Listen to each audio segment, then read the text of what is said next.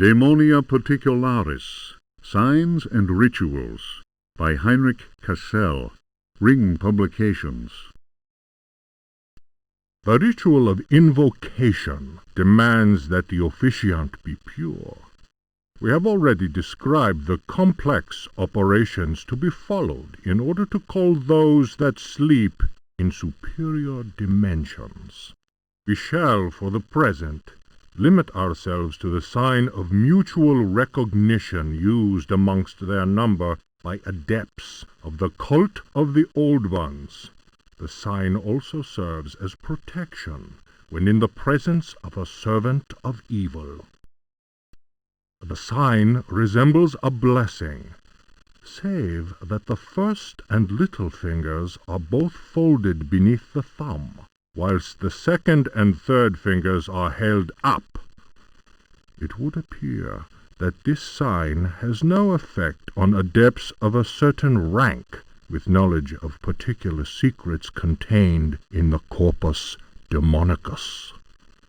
The use of such signs is not without considerable risk to the user during any attempt to call upon those from without.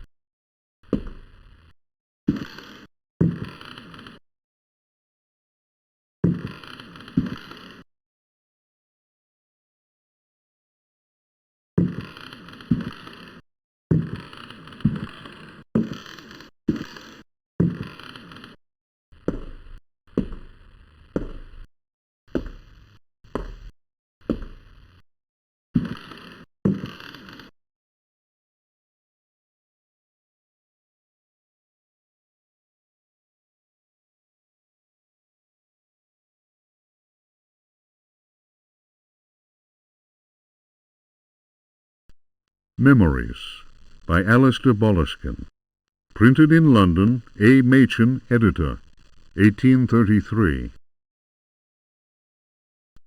It was during a conversation with G that one first heard of the New England fishing village of I. The area was apparently the ideal place from which to witness unusual phenomena in space. The quality of the air, along with the conjunction of several favorable factors, made one impatient to get started. Having gleaned what information one could from the British Museum, one set off with all haste. One's work on space and comets in particular had met with a warm response, and one thought it judicious to include several original sketches of the phenomenon, sketches which one felt were sure to arouse a great deal of keen interest in the scientific circles of 1834.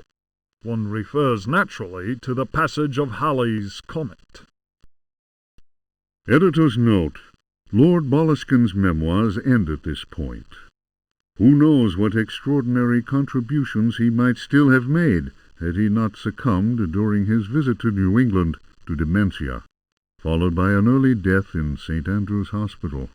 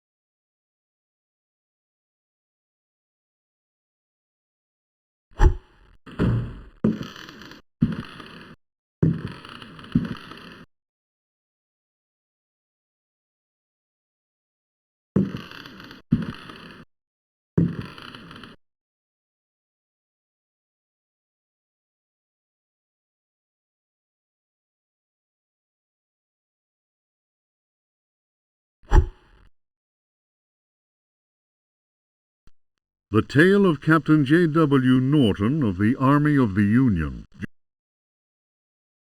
1862. The South was in collapse. Louisiana was open to us. I had each day to requisition victuals for our troops, and was aided in this endeavor by a score of brave men. Rebels were not yet ready to lay down their arms. The region was far from safe. I headed further and further west, and questioned many freed slaves. From them, I learned of a plantation on the coast. Its name was Derceto. We received a less than hearty welcome. Only Pickford, the owner, behaved in a friendly manner. While my men counted cattle and grain reserves, I learned what I could from him. Man was most unusual and possessed an extraordinarily cultured mind. At nightfall, I gave orders for the men to bivouac at Derceto. Pickford invited my second-in-command, Lieutenant Patterson, and myself to dine. And our host proved a most entertaining conversationalist. While coffee was being served, Patterson went to inspect the men's camp. The cigar Pickford offered me was so acrid that my head began to spin. I remembered campfire tales of fellow officers trapped by devilish Confederate tricks. My mind floated in a foul and dense fog, from which emerged the enlarged and deformed face of Pickford. He grinned at me. Patterson's return chased off the nightmare. I heard shouts and firing from outside, and found the strength to take out my revolver. I fired 3 shots. Pickford fell to the floor. Patterson then helped me out of the burning house. The air was filled with smoke. We resembled a company in disorderly retreat. I saw slaves leaping into the flames of that inferno. They were trying to save Pickford's life.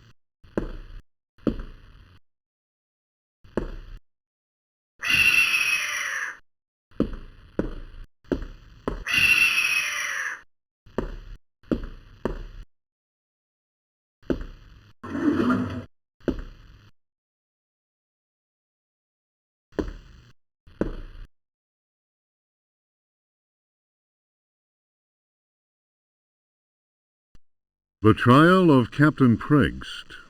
As reported by his faithful companion Elisha Smith, known amongst his fraternity by the awful name of Captain Ellie Hell. Transcribed from the log found aboard the wreck of the frigate Astarte by H. Hartwood. "By all the devils!" roared Preggst, glaring at William, the judge. "Curse it, Will! It'll take much more than every cannon in the blasted navy to make me change me mind. You're the greatest blackguard that ever joined our fraternity. Am I not Preggst, captain of the Astarte, and bloodiest villain in all the 7 seas? Bloody Ezek, they call me. And you think I'll tell you where I hid my treasure?" The tribunal of the Corsairs' fraternity murmured at this. Preggst was indeed all he claimed. The judge, One-Eyed William, slammed his fist on the table, and silence was restored. "Shut your mouth, Preggst! You didn't pay the fraternity its rightful share, and that means only one thing. You'll hang by the neck from a yardarm, you scurvy cur! Here's the rope twisted by Satan himself."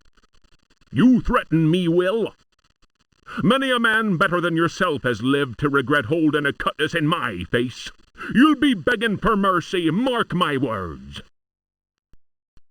That shook One-Eyed William, and no mistake. Danny waved his hook in the air and shouted, "Preggst was always a loudmouth. The law says we hang him." The jurors took up the cry, "Hang him!" It was Preggst's turn to slam his fist on the table. He threw back his head and roared with laughter. "You fools! You want to kill what will never die? Try it!" Once more, the assembled Corsairs murmured. There was unease in the air. They remembered what happened to Chuck, the gizzard slitter, the man who opened his mouth once too often. It was night, and a bitter wind whipped the New England coast. Snug inside the Dead Horse Inn, one of the Astarte's men was talking. His name was Chuck, and his subject was black magic. He told stories of human sacrifices, voodoo rites, and zombies. He told a tale of a time when their luck was down and they were holed up in a Florida swamp. Preggst went missing. When he returned, he shouted, "'Tis the devil that guides us now, me hearties!"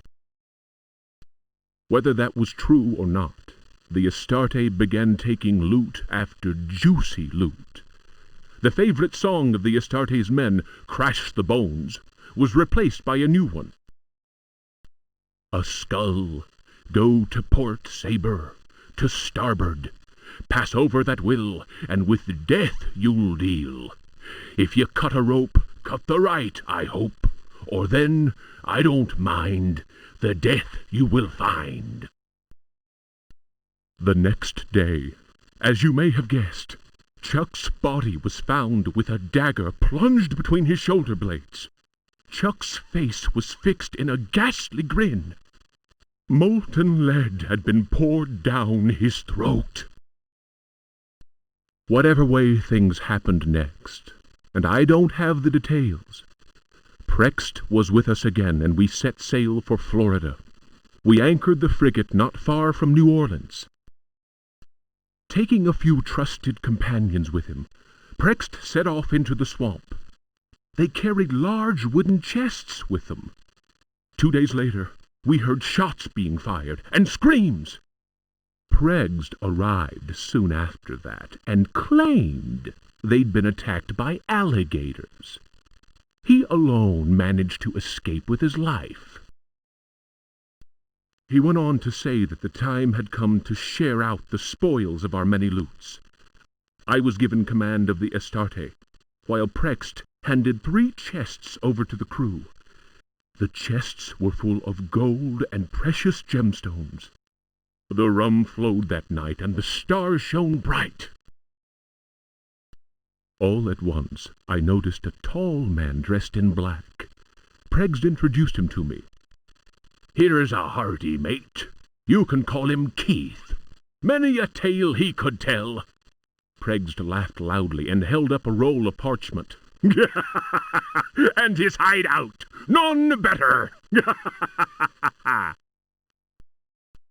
The parchment fell to the ground, partly unrolling. I noticed what seemed to be a map of underground tunnels, a veritable maze of caverns. Pregged continued, "I'm giving up the pirate's life. The Astarte is in your hands now, my lad. She's a fine ship, and my reputation goes with her. Should any man call me coward, then break his head for me. I'm leaving you only because I found a treasure more precious than the purest of gold." Keith spoke to him then. "It is midnight. They are ready, and we must go." The stranger turned his cold eyes on me and said in a soft, chilling voice, "Sometimes Pregged talks too much. Forget what he just said, and maybe you'll live." The fellow's words froze the marrow in my bones, and it was all I could do to mumble, "I'll not breathe a word." The canoe slid away into the night. Their torches disappeared in the distance of the swamp. My snoring companions didn't hear the insidious rhythm of far-off drums.